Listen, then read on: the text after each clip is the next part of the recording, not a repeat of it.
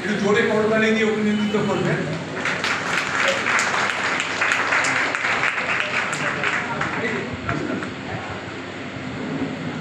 আমাদের মধ্যে উপস্থিত আছে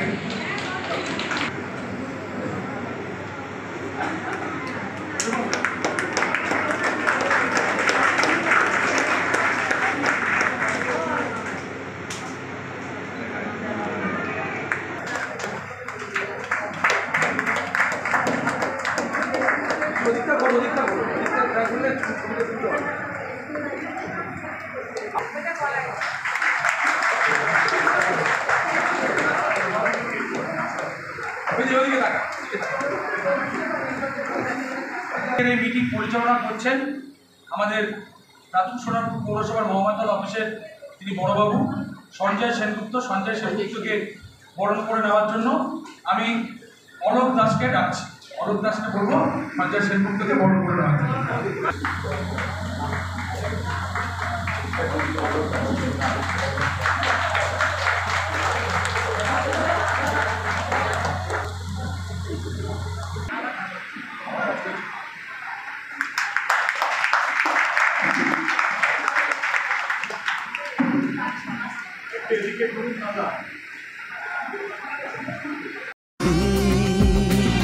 দেশে বিদেশে নির্ভীকতায় সাহসে একটাই নাম প্রকাশে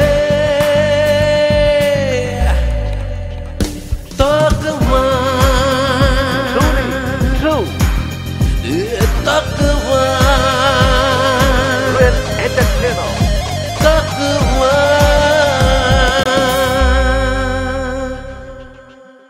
জানুন, জানাতে থাকুন। সবাইকে নমস্কার জানাচ্ছি। আমাদের পশ্চিমবঙ্গ যে সরকারের ঐতিহাসিক প্রকল্প আমাদের পাড়া আমাদের সমাধান বিষয়টি কি, কেন এসেছেন সেই ব্যাপারে আপনারা একটু জানবেন। তার আগে আমি মঞ্চে যারা আছেন আমাদের রাতুল সোনারপুর পৌরসভার মাননীয় পৌর প্রধান পরিষদ জনাব মঞ্জুর আলী মন্ডল মহাশয় মঞ্চে আছেন, আমাদের রাতুল সোনারপুর পৌরসভার আমাদের এক্সিকিউটিভ অফিসার মাননীয় সুবীর চক্রবর্তী মহাশয় মঞ্চে আছেন, বিশিষ্ট শিক্ষাবিদ তন্ময় ঘোষ মহাশয় উনি ওনার আরেকটি পরিচয় আছে, স্বরোজগার কর্পোরেশনের উনি চেয়ারপারসন মঞ্চে আছেন, আমাদের রাতুল সোনারপুর পৌরসভার বাস্তুকার সুদীপ্ত কুমার সেন মহাশয়, আর আছেন এই যে বিটপাট অঞ্চলের যে দুটি বুথ 301 এবং 302-এর সম্মানীয় নাগরিকবৃন্দ, সবাইকে আমি পশ্চিমবঙ্গ সরকার তথা রাতুল সোনারপুর পৌরসভার তরফ থেকে আন্তরিক শুভেচ্ছা জানাচ্ছি। এখানে আসার জন্য আপনাদের আমরা অনেক ধন্যবাদ জানাচ্ছি। প্রথমে আমরা অনুষ্ঠানটিকে আর দীর্ঘায়িত করবো না, অনুষ্ঠানটা আমরা একটু বড় রাখবো আর আমাদের সম্মানীয় অতিথিকে একটু বড় করে দেব। তারপর আমাদের এই প্রকল্প সম্পর্কে বিস্তারিতভাবে বলবেন আমাদের সিআইসি মহাশয় আছেন, আমাদের মঞ্চে আমাদের এক্সিকিউটিভ অফিসার আছেন, আমাদের বিশিষ্ট শিক্ষাবিদ মহাশয় আছেন, তারা বিস্তারিতভাবে বলবেন। তার আগে আমি এই প্রকল্প সম্পর্কে বরণে যাওয়ার আগে দু একটা কথা বলতে চাইছি। এই প্রকল্পটি কেন পশ্চিমবঙ্গ সরকার, এই যে ঐতিহাসিক প্রকল্প, যে প্রকল্প ভারতে তো হয়নি, মানে পৃথিবীতে এইরকম ধরনের প্রকল্প এসেছে কিনা আমাদের জানা নেই।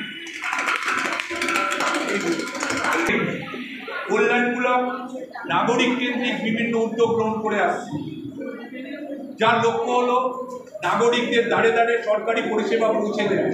আপনারা ইতিমধ্যে প্রমাণ পেয়েছেন, এর আগে দুয়ারে সরকারে বিভিন্ন ধরনের নাগরিক পরিষেবা আপনাদের কাছে পৌঁছে দেওয়া হয়েছে এবং সর্বস্তরের মানুষের অংশগ্রহণের মাধ্যমে রাষ্ট্রসংঘ ঘোষিত উন্নয়ন লক্ষ্যমাত্রা, রাষ্ট্রসংঘের একটা উন্নয়ন লক্ষ্যমাত্রা আছে, সেই অর্জনে কিন্তু আমাদের পশ্চিমবঙ্গ সরকার প্রতিশ্রুতিবদ্ধ। সরকারের বিশ্বাস নাগরিকদের সক্রিয় অংশগ্রহণ এবং ক্ষমতায়নের মাধ্যমে উন্নয়নের এই লক্ষ্যমাত্রায় পৌঁছানো সম্ভব। উপর থেকে চাপিয়ে দেওয়া মডেলের বদলে জনগণ নেতৃত্বাধীন একটি সহযোগিতামূলক প্রক্রিয়ার মাধ্যমে রূপান্তর করবে।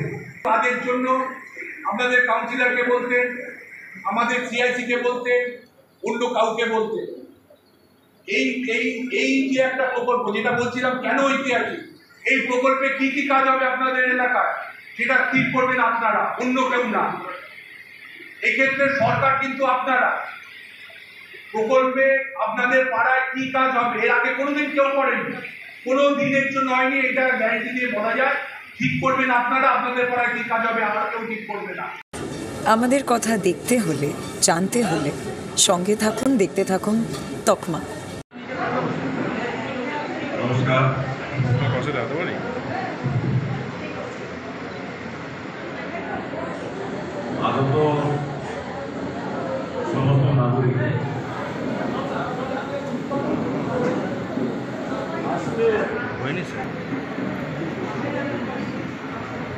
আগত সমস্ত নাগরিক যারা আজকে আমাদের এই পশ্চিমবঙ্গ সরকারের যে একটা যুগান্তকারী সিদ্ধান্ত, ঐতিহাসিক প্রকল্প আমাদের পাড়া আমাদের সমাধান, যারা এসেছেন এখানে আমাদের রাজপুর সোনারপুর পৌরসভার উত্তর বুথ 27 নম্বর ওয়ার্ডে 301, 302 এই দুই বুথের সমস্ত নাগরিকদেরকে আমরা পশ্চিমবঙ্গ সরকারের পক্ষ থেকে মাননীয় মুখ্যমন্ত্রী মমতা বন্দ্যোপাধ্যায়ের তরফ থেকে, আমাদের রাজপুর সোনারপুর পৌরসভার পক্ষ থেকে এবং অবশ্যই আমাদের সোনারপুর বিধানসভার পক্ষ থেকে আপনাদের অনেক অনেক স্বাগতম, শুভেচ্ছা, ধন্যবাদ, অভিনন্দন। সবাই ভালো থাকবেন, ভগবানের কাছে, ঈশ্বরের কাছে কামনা করি। আমরা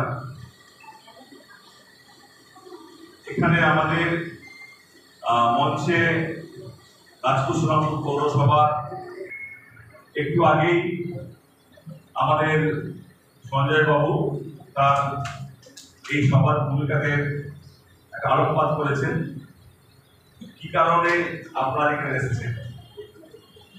দেখুন, একটা কথা খুব পরিষ্কারভাবে আপনাদের বলতে চাই, 2011 পরিবর্তনের পর থেকে, যেদিন থেকে পশ্চিমবঙ্গ সরকারের মুখ্যমন্ত্রীর চেয়ারে আপনাদের প্রিয় নেত্রী মমতা বন্দ্যোপাধ্যায়কে বসিয়েছেন, সেই দিন থেকে শুরু করে আজও পর্যন্ত তিনি গতানুগতিক প্রথার বাইরে গিয়ে বেশ সিদ্ধান্ত গ্রহণ করেছেন, যেগুলোকে আমরা যারা আম পাবলিক, সাধারণ মানুষ যারা ভাবি আমাদের কাজ ভোট দিয়ে সরকার নির্বাচন করে দেওয়া, সে স্থানীয় সরকার হোক, রাজ্য সরকার হোক, কেন্দ্রীয় সরকার হোক, এইটাই এতদিন আমাদের জেনে এসেছি। এবং তারপর আপনারা কি জেনেছেন? আপনারা জেনেছেন যে আপনাদের যারা নির্বাচিত জনপ্রতিনিধি, তারা আপনাদের এলাকার উন্নয়ন করবেন, আপনাদের কাজ করবেন, আপনারা এটাই ভেবে এসেছেন। এবং আপনাদের এই ভাবনা চিন্তার মধ্য দিয়েও কিছু কিছু অভিজ্ঞতা আপনাদের আছে, ভালো হোক খারাপ হোক, বিভিন্ন অভিজ্ঞতার সংমিশ্রণে আপনাদের অনেক রকম ধারণা হয় সরকার সম্বন্ধে। সেই জন্য পশ্চিমবঙ্গ সরকারের মাননীয় মুখ্যমন্ত্রী মমতা বন্দ্যোপাধ্যায় তিনি দুয়ারে সরকারে নিয়ে এসেছেন, আপনারা জেনেছেন, যার মাধ্যম দিয়ে সরকারের বিভিন্ন প্রকল্পগুলো এক ছাতার তলায় এসে আপনারা আপনাদের বিভিন্ন সুযোগ সুবিধা, বিভিন্ন তথ্য সবকিছু আপনারা ওই দুয়ারে সরকারের ট্যাক্সে গ্রহণ করছেন। কারণ আপনারা দেখেছেন যে আপনাদের যখন কোনো কাজের জন্য সরকারের বিভিন্ন দপ্তর যেতে হয়, সেখানে আপনাদের বিভিন্ন রকম অভিজ্ঞতা আছে। একটা কাজের জন্য অযথা সময় নষ্ট করতে হয়, অনেক সময় গিয়ে সেখানে হয়তো হয়রানি হতে হয়। এইসব কারণগুলোকে সামনে রেখে একজন সংবেদনশীল মুখ্যমন্ত্রী মমতা বন্দ্যোপাধ্যায় তিনি এই দুয়ারে সরকার নিয়ে এসেছেন। 8টা দুয়ারে সরকারের মধ্যে হয়ে গিয়েছে, যেখানে আপনারা বিভিন্ন সময় বিভিন্ন ক্যাম্পে গিয়ে আপনাদের বিভিন্ন প্রকল্পের মধ্যে আপনারা অভিমত হয়েছেন, আপনারা সুযোগ সুবিধা নিয়েছেন, আপনাদের বিভিন্ন রকম কাজ কাম সম্বন্ধে অভিযোগ জানিয়েছেন, সবটাই আপনারা করেছেন। আজকে যেটা সম্পূর্ণ আলাদা একটা বিষয়, সম্পূর্ণ আলাদা একটা প্রকল্প, আমাদের পাড়া আমাদের সমাধান, যেটা আমি বলছিলাম একটু আগে, আমাদের একটা বর্তমান ধারণা হয়ে আছে আমরা সরকার নির্বাচন করে দেবো, দায়িত্ব আমাদের শেষ, আমাদের আর কোনো দায়িত্ব নেই, দায়িত্ব এবার জনপ্রতিনিধি তিনি ঠিক করবেন। পশ্চিমবঙ্গ সরকারের মাননীয় মুখ্যমন্ত্রী মমতা বন্দ্যোপাধ্যায় আবার ব্যতিক্রম সিদ্ধান্ত গ্রহণ করেছেন, একটা যুগান্তকারী সিদ্ধান্ত নিয়েছেন, ঐতিহাসিক প্রকল্প নিয়েছেন, যার নাম দিয়েছেন আমাদের পাড়া আমাদের সমাধান। এখানে কি হবে? এখানে জনগণকে তার বুথের যে সমস্ত সমস্যাগুলো আছে, তারা তা মনে করছে যে এই কাজটা আগে হওয়া দরকার আছে, এই কাজটা আগে করলে ভালো হয়, সেইটাই তারা সিদ্ধান্ত গ্রহণ করবেন, তারা সেটাকে নোট ডাউন করবেন। তাদের মধ্য থেকে 3 জন, এই যে আমাদের দুটো বুথ আগে এখানে সভা হচ্ছে, 301, 302, 27 নম্বর ওয়ার্ডে দুটো বুথ, এটা আমাদের এই গ্রিন পার্ক, আমাদের এই রাস্তা যদি আমরা এখন ডুয়ার্স কলেজে যাই, বাদিকটা পুরো আমাদের 301, 302 মধ্যে পড়ছে, ওইদিকে গিয়ে কামালের মোড় থেকে হয়ে রামকৃষ্ণ হয়ে আপনাদের এই গ্রিন পার্কটা দিয়ে হচ্ছে আমাদের এই গ্রিন পার্ক বুথ, দুটো বুথ 301, 302। এখানে আপনারাই ঠিক করবেন আপনাদের বুথে কোনটা হবে, এই বুথ থেকে 3 জন নিউট্রাল পার্সন আপনারাই ঠিক করবেন। সরকারের যা গাইডলাইন আছে, যেহেতু এটা সরকারি প্রোগ্রাম, সবটাই সরকারের লোকেরা তারা কিন্তু পরিচালনা করবেন। অ্যাজ এ কাউন্সিলর আমার কোনো ভূমিকা এখানে থাকবে না, আমি আপনাদেরকে প্রপারলি গাইড করবো, এটাই এইটুকুনি বলবো। যদি আপনাদের আলোচনাতে এমন কোনো একটা প্রস্তাব উঠে আসে, যে প্রস্তাবটা ইতিমধ্যে আমরা নিয়ে ফেলেছি, কাজ করবো, সেটাকে আপনারা যদি প্রস্তাবটা নিয়ে আসেন, তাহলে সেখানে এক হয়ে যাবে, টাকাটা নষ্ট হবে, অতএব সেটা করবেন না, আপনারা স্বতন্ত্র প্রস্তাব দেবেন, এটা আমি গাইড করতে পারি থাকে এখানে, আরো আমার কাজ হচ্ছে আপনাদের সেখানে। কিন্তু বাকি যেটা হবে, বাকি তারা আমাদের ইঞ্জিনিয়াররা তারা গাইড করবে, এবং এটা এতটাই স্বচ্ছতার সাথে করতে হবে, এতটাই স্বচ্ছতার সাথে করবেন এবং সুষ্ঠুভাবে করবেন, যেখানে আপনাদের নিউট্রাল পার্সন এই বুথে বসবেন। আমরা এই ঘরের মধ্যে একটা বুথ করে দিয়েছি 301, যারা 301 এর মানুষ তারা এখানে বসবেন, 302 তার নিচে একটা আরেকটা ঘর খোলা আছে, তারা এখানে চলে যাবে। বুথ ভিত্তিক ডিসকাশন, মানে আমরা সরকার চাইছে না যে এক জায়গায় হয়ে গিয়ে একটা হজমজ হয়ে যাবে, যে বুথের মানুষ সে বুথে বসবেন, সে বুথে আলোচনা করবেন, সেই বুথে সিদ্ধান্ত নেবেন। আপনাদেরকে সহযোগিতা করার জন্য পৌরসভার পক্ষ থেকে আমরা একজন করে আধিকারিক নিযুক্ত করেছি।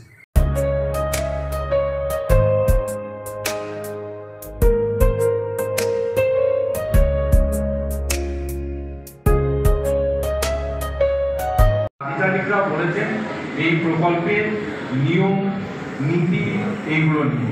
এখানে যে সমস্ত মায়েরা আছেন, যে মানুষজন আছেন, আমি তাদের উদ্দেশ্যে যা 2-3টে কথা বলতে চাই। পশ্চিমবঙ্গ প্রশাসনের, রাজ্য প্রশাসনের, অর্থাৎ রাজ্য সরকারের একজন অংশীদার হিসাবে আমি যেহেতু রাজ্য প্রশাসনের একজন অংশ, সেখান থেকে আপনাদেরকে জানাতে চাই যে এই প্রকল্প সারা ভারতবর্ষ এবং সারা পৃথিবীর মধ্যে প্রথম তো বটেই, কিন্তু গুরুত্বপূর্ণ কেন? গুরুত্বপূর্ণ হচ্ছে সরকার নির্বাচিত হয় আমাদের ভোটের মাধ্যমে, গণতন্ত্রে এটাই নিয়ম, আমরা ভোট দিই, তারপরে সরকার নির্বাচিত হয়। কিন্তু উন্নততর গণতন্ত্রের আরো একটা ব্যাখ্যা আছে যে দরকার মনে পড়লে আমরা সেই সরকারকে নামিয়ে দিতে পারি, অর্থাৎ কালকে আমার পছন্দ হলো না, আমরা আবার ভোট করে সেই সরকারকে নামিয়ে দিতে পারি। আমাদের ভারতবর্ষের যে সংসদীয় গণতন্ত্র, সেখানে সেরকম কোনো জিনিস করার কোনো প্রভিশন নেই। কিন্তু মাননীয় মুখ্যমন্ত্রী মমতা বন্দ্যোপাধ্যায় সেটাকে এক ধাপ এগিয়ে নিয়ে গিয়ে সরকারটাকে আপনাদের কাছে নিয়ে এসেছেন। এর আগে যখন দুয়ারে সরকার এনেছিলেন, সেখানে কি হয়, যেটা মধুতা বলছিলেন যে বিভিন্ন মানুষ সরকারি দপ্তরে যেতে যেতে বিভিন্ন আধিকারিকদের কাছে একটা ফাইল আর একটা জায়গায় যেতে সময় লেগে যায়। অর্থাৎ আমরা আগে 34 বছরের যে আগের শাসক ছিলেন তাদের কাছে দেখেছি লালফিতের পাশে আটকে যেত বিভিন্ন, আধার কার্ড করতে গেলাম এখানে পড়ে আছে, তার উপরে পড়ে আছে, সেইটা সমাধানের জন্য দুয়ারে সরকার হয়েছে, যাতে প্রকল্পগুলো মানুষ সরাসরি তাদের বাড়িতে বসে পেয়ে যান, সেই ব্যবস্থার জন্য দুয়ারে সরকার হয়েছিল। তাহলে এই প্রকল্পের আলাদা পার্থক্য কি? এই প্রকল্পের পার্থক্য হচ্ছে এটা পিপলস রিপ্রেজেন্টেটিভ, যারা জনপ্রতিনিধি আছেন তারা তাদের মতো তাদের যে নির্দিষ্ট খাত আছে, অর্থাৎ টাকা সরকারিভাবে দেওয়া হয় বিভিন্ন জায়গায়, গ্রামীণ অঞ্চলে বিডিওর মাধ্যমে এবং শহরাঞ্চলে পৌরসভার মাধ্যমে বিভিন্ন খাতে টাকা দেওয়া হয়। যেমন ওনারা বলছিলেন রাস্তাঘাট, আলো, পানীয় জল।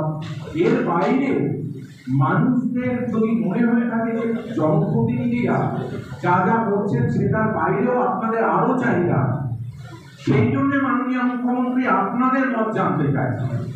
একবার আপনারা মত দিয়েছেন ভোট দিয়ে, যে ভোট দিয়েছি আমাদের উনি জনপ্রতিনিধি, আবার আপনাদের মত জানতে চাইছেন সরকার পরিচালনার ক্ষেত্রে। এটা সে বলে মাইক্রো গভর্নমেন্ট। মাইক্রো গভর্নমেন্ট পৃথিবীর ইতিহাসে অত্যন্ত উন্নততম একটা মডেলের মধ্যে পড়ে, যার উপর রিসার্চ করে, এই বিষয়ের উপর রিসার্চ করে দুজন অর্থনীতিবিদ নোবেল পুরস্কার পেয়েছেন। দুজনই বাঙালি সন্তান, একজন প্রফেসর অমর্ত্য সেন এবং একজন তার সুযোগ্য ছাত্র প্রফেসর অভিজিৎ বিনায়ক বন্দ্যোপাধ্যায়। আমার সুযোগ হলে সামনের সপ্তাহে প্রফেসর অমর্ত্য সেনের সঙ্গে দেখা করা। তিনি উচ্ছ্বসিত যে এরকম জিনিস আমাদের সরকার এই উদ্যোগ নিয়ে। আপনাদেরকে শুধু বলবো, প্রকল্প নিয়ে সবাই সব কথা বলেছেন, আপনারা সেই মতোই এগোবেন। নজরুলদা যেটা বললেন যে উনি এখানে ইনভলভ নন, সমস্ত কিছু সরকারি পোর্টালের মাধ্যমে চলে যাচ্ছে এবং এর নজর সিএমও থেকে রাখা হচ্ছে। আমাদের সিএমওতে একটা সেল তৈরি করা হয়েছে, অর্থাৎ মুখ্যমন্ত্রীর দপ্তরে তারা নজর রাখছেন প্রত্যেকটা বুথে, অর্থাৎ আপনাদের বুথে আপনারা কি দিলেন, সেই কাজটা হলো কিনা তার নজর কিন্তু মুখ্যমন্ত্রীর দপ্তর থেকে রাখা হচ্ছে। এটা ধাপে ধাপে ধাপে ধাপে অপূর্ব একটি সংস্থা। জনপ্রতিনিধিদের যে দায়িত্ব মুখ্যমন্ত্রী দিয়েছেন বা আমাদের মতো লোকজন যারা আছেন তাদের যে দায়িত্ব দিয়েছেন, তারা আপনাদের পাশে থেকে আপনাদের সাহায্য করবেন, আপনাদেরকে গাইড করবেন। যেমন বলে যে যে টাকা অলরেডি আপনাদেরকে দিয়েছে, আপনারা আবার সেই একই জায়গায় টাকা যদি চান তাহলে তো রিপিট হয়ে যাবে। তার মানে সরকারি টাকাটা এক জায়গায় খরচ হচ্ছে, বাকিটা আপনাদের পাড়ার মধ্যে ছোট্ট করে উদাহরণ দিচ্ছে। ধরুন এই পাড়ায় লাইটের হচ্ছে, লাইট এখনো লাগানো হয়নি পৌরসভার মধ্যে, আপনারা একটা হাইগঞ্জকে অর্ডার করবেন যে আপনারা বললেন যে এখানে একটা লাইট করে দরকার, ছোট্ট হয়তো 1 লাখ টাকা খরচা। এরকম ছোট ছোট ছোট ছোট পাড়া ভিত্তিক কাজ, সেই জন্যই পাড়ার সমস্ত যারা মানুষ আছেন তাদের মধ্যে সরকারি প্রকল্পকে নামিয়ে এনে তারাই সিদ্ধান্ত নিচ্ছে এই যুগান্তকারী বিষয়টা পশ্চিমবঙ্গ সরকার করে দেখান। আমরা চেষ্টা করব আগামী দিনে যাতে এই প্রকল্প সাকসেসফুল হয়, তার দায়িত্ব আমাদের। কারণ মাননীয় মুখ্যমন্ত্রী মমতা বন্দ্যোপাধ্যায় আপনাদেরকে ছেড়ে দিয়েছে, আপনারাই ঠিক করবেন, আপনারা সরকারও নির্বাচন করবেন, সরকার পরিচালনাও করবেন। এটা কখনো হয়নি যে যারা সরকার নির্বাচন করছে তারাই সরকার পরিচালনা করছে। এই জন্যই আধিকারিকদের দিয়ে পাশাপাশি তারা এই ব্যবস্থাটা আমাদের সরকারের পক্ষ থেকে করেছেন। ঢালাই হোক বা ভিত, এই সিমেন্টেরই হবে জিত। শহর থেকে গ্রাম নির্মাণে একটাই নাম, রাশমি সিমেন্ট। এবার নির্মাণ হবে সুপারহিট। কে কে হবেন আপনাদেরকে একটি পুরস্কার আসার জন্য আমি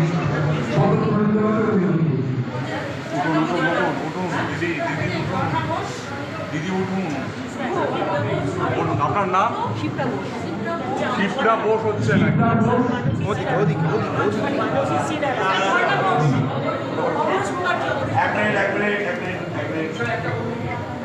সব জায়গা থেকে আমাদের বুথটা কিন্তু আমাদের এই বুথটাকে আপনাদের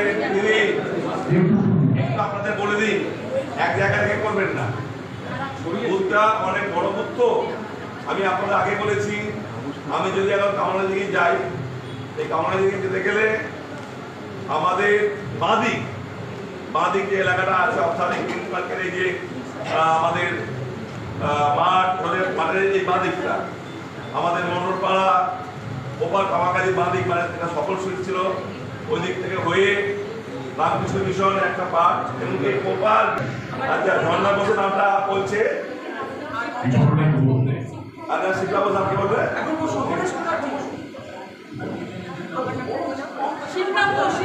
শিবরা বোস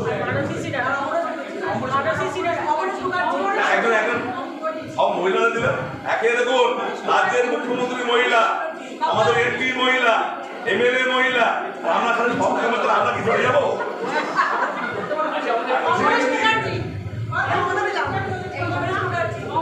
আচ্ছা, অমরেশবাবু কই? অমরেশবাবু উঠুন, অমরেশবাবু একটু উঠুন। অমরেশ মুখার্জি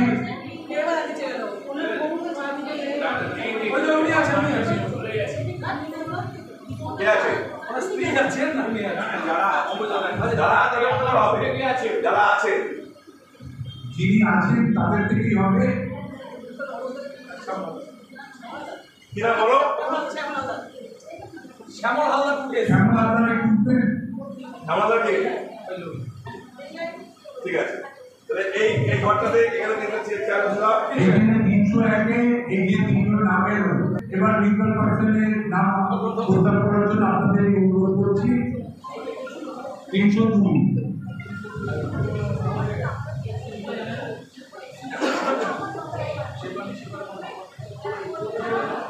বলুন একটু আপনার নিজের আপনাদের থেকে বলুন। ওই তো এটাই তো বললাম তো। ওই যে শেফালি মন্ডল এসছে। শেফালি মন্ডল, আচ্ছা। আর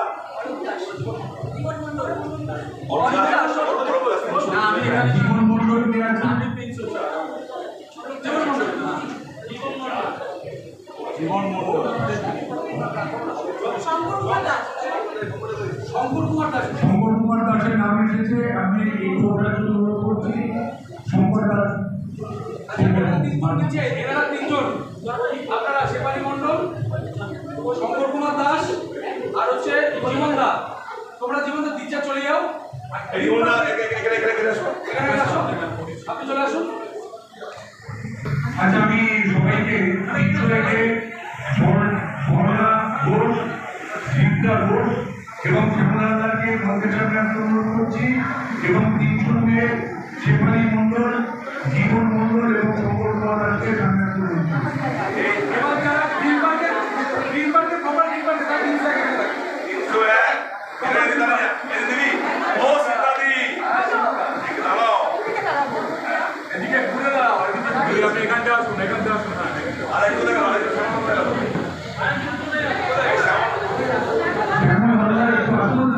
শিবরাদি, ধনরাদি, তিনজন হচ্ছে 301 এখান থেকে যাবেন। আমাদের জীবনবাবু আছেন, শঙ্করবাবু আছেন, আমাদের এখানে শিবালিদি আছেন। এরা 302 বুথের এরা লিখে কপি চলে যাবে। এবং ট্রেন গ্রিনবার্গ যারা তারা এখানে থাকবে 300। হ্যাঁ, এখানে এরা যারা গ্রিনবার্গের বাসিন্দা আমাদের ভলেন্টিয়ার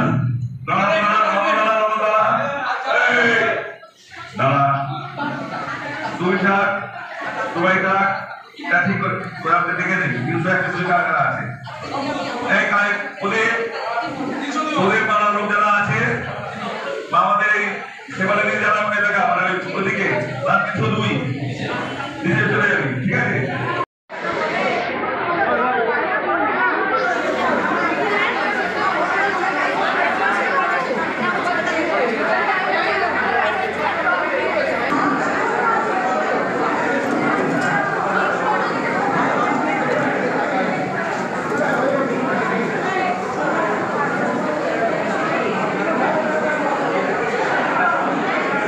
তকমার দর্শকদের জন্য অনেক অনেক অভিনন্দন। তকমার দর্শক যারা আছেন তারা ভালো থাকুন, সুস্থ থাকুন আর সঙ্গে থাকুন। আমরা আমাদের সাথে পেয়েছি বিশ্বজিৎ দাস অর্থাৎ নন্দ। আজকে যে আমাদের পাড়া আমাদের সমাধান যে কর্মসূচি হলো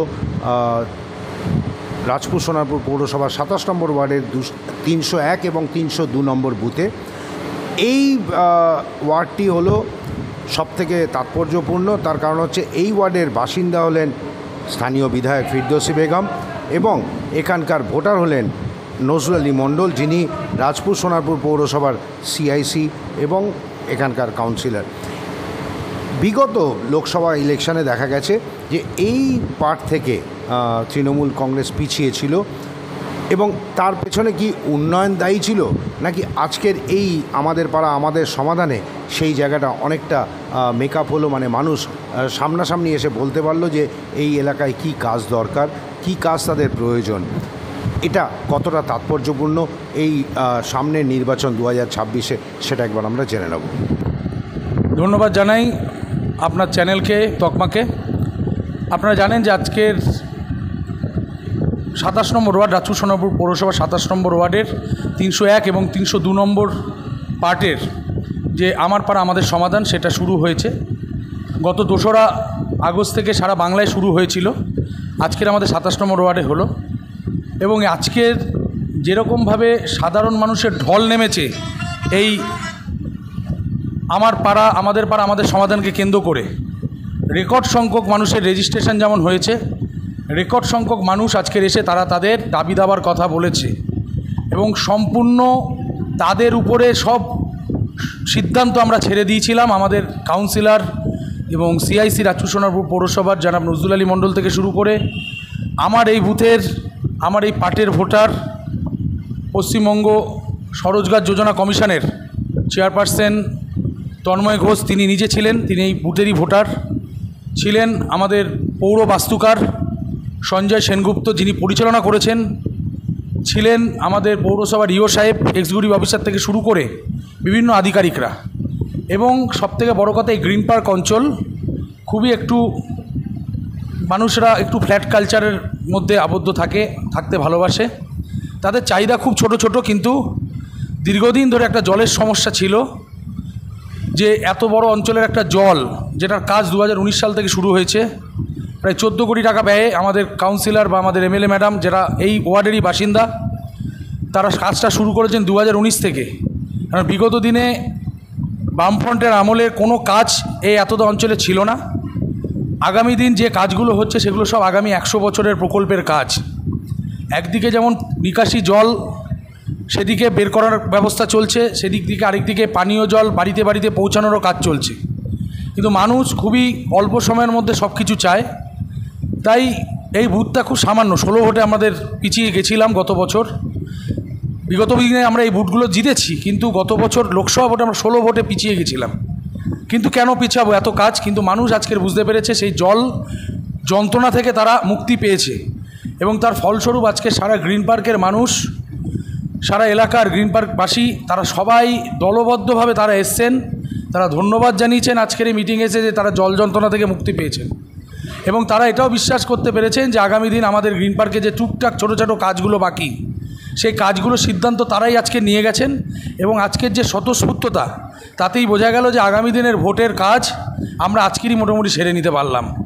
মানুষেরকে বলতে দেওয়ার যে সুযোগ, সর্বভারতীয় নেত্রী, আমাদের জনগণ মনোমোদী নেত্রী, আমাদের মুখ্যমন্ত্রী জননেত্রী মমতা ব্যানার্জি যে একটা প্রকল্প সারা ভারতবর্ষের বুকে কোনো রাজ্য সরকার যেটা আনেনি, যেটা মমতা ব্যানার্জি, যে শুধু ভোট দিয়ে জনপ্রতিনিধি ঠিক করা নয়, এরপর থেকে সামাজিক যে প্রকল্পগুলোর কাজ সেটাও সাধারণ মানুষই ঠিক করবে।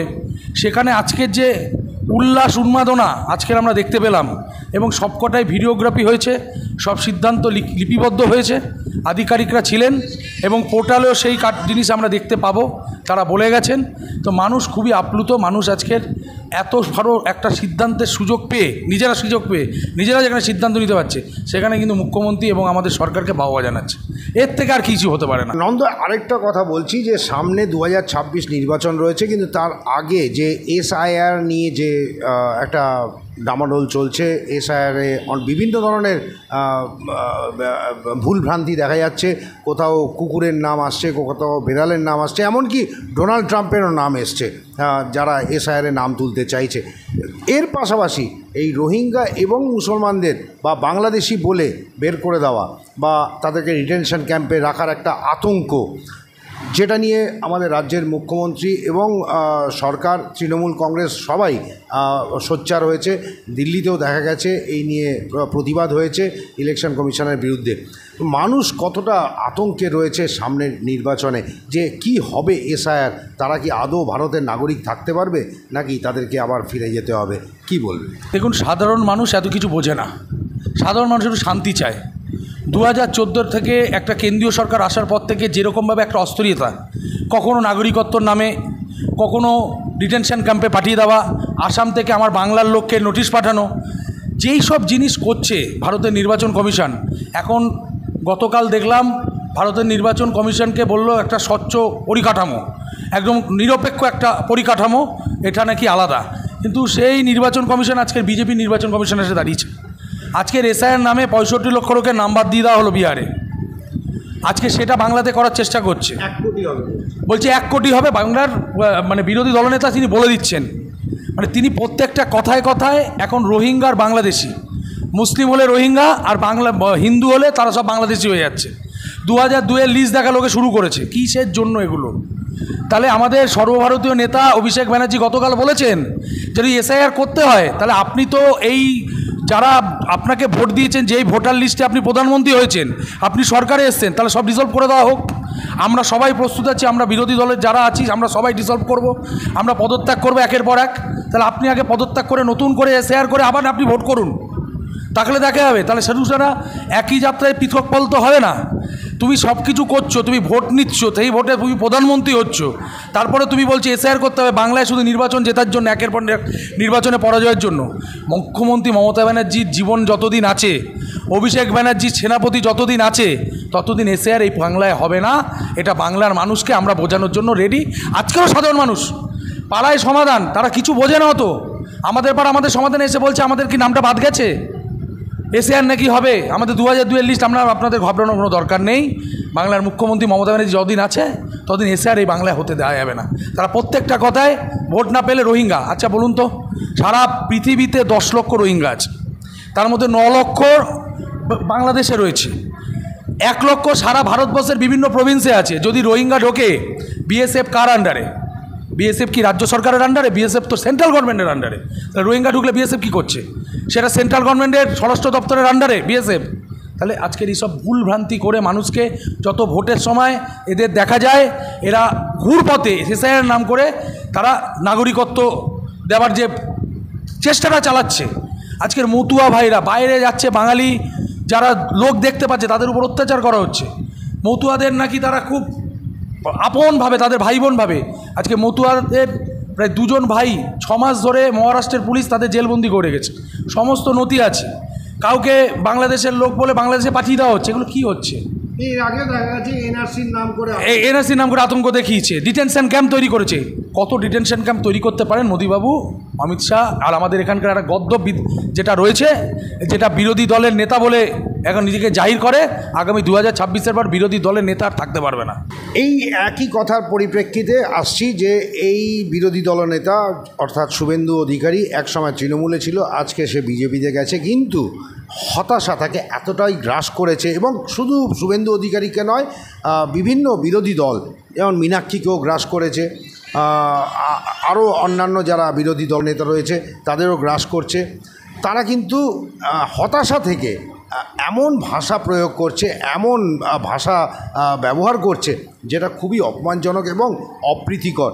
মানুষকে কিন্তু ভাবতে চিন্তা করছে যে মমতা ব্যানার্জিকে এইভাবে আক্রমণ করা, তুই-তুকারি করা এবং জেলে ভরে দেওয়া, নগরপালকে মানে বিভিন্ন ধরনের পশুর সাথে বা পশুর বাচ্চা বলে উক্তি করা, এগুলো কিন্তু মানুষ ভালোভাবে নিচ্ছে না, তারা কিন্তু এটার সমালোচনা করছে। সেখানে কি বল? ওটা যেদিন গেছে আমাদের দল থেকে 2020-তে ডিসেম্বর মাসে, সেদিন থেকে হাফ ছুলে বেঁচেছি, এবং এখন বোঝা যাচ্ছে ওটা যতদিন বিজেপিতে থাকবে ততদিন তৃণমূলের ভালো। কারণ কেন, যেরকম ভাষায় যার ছবি না থাকলেও কোনো দিন এমপি এমএলএ কাউন্সিলর বাড়ির গোষ্ঠীর সমস্ত সবকে পৌরসভার সব কিছু জায়গায় বসিয়ে এমপি এমএলএ করে মমতা ব্যানার্জির ছবিটা না থাকলে হতো না। পুরো ফ্যামিলিটা যদি রাজনৈতিকভাবে বেঁচে থাকে সেটা মমতা ব্যানার্জির জন্যই। আজকে তাকে তুই তরকারি করছে, বাংলার মানুষ তো নেবেই না। কারণ এত কুৎসার পরেও বাংলার মানুষ কিন্তু মামাটি মানুষের সরকার মমতা ব্যানার্জির সরকারের উপর ভরসা রেখেছে। আজকে যতই কিছু করুক, এত দুর্নীতি ধরেছে, প্রমাণ কিচ্ছু করতে পারেনি। সব কিছু শেষের অঙ্ক হচ্ছে প্রমাণ। কোনো প্রমাণ আজ অবধি সিবিআই, ইডি, বিভিন্ন কেন্দ্রীয় এজেন্সি কিচ্ছু করতে পারেনি। তো এখন ওর হতাশা তো আরও বাড়বে। জয় বাংলা বললে কবি নজরুল এই জয় বাংলা লিখেছিলেন, আজকে সেই ওই জয় বাংলা বলে রেগে যাচ্ছে, ছুটে যাচ্ছে, রোহিঙ্গা বলছে। কি পাগলামো আরম্ভ করেছে, ওকে গ্রাস করবে। আমি এটুকুনি বলতে পারি, ওর রাজনৈতিক ভবিষ্যৎ 2026-এর পরে কোথায় গিয়ে দাঁড়াবে এবং আপনি যাদের যাদের নাম বললেন, যত মমতা ব্যানার্জির বিরোধিতা করবে তাদের রাজনৈতিক অবস্থান তত দূরে গিয়ে ঠেকবে। এদেরকে এরপরে তুই যে বলছে না ওর বাচ্চা, এরপরে প্রত্যেকেই যেরকম গালাগালি দেয়, আমরা বিভিন্ন গালাগালি করি যেগুলো বলা উচিত নয়, ওরকম শুভেন্দু বলে একটা নাম বেরোবে, সবাই শুভেন্দু বলে বলবে।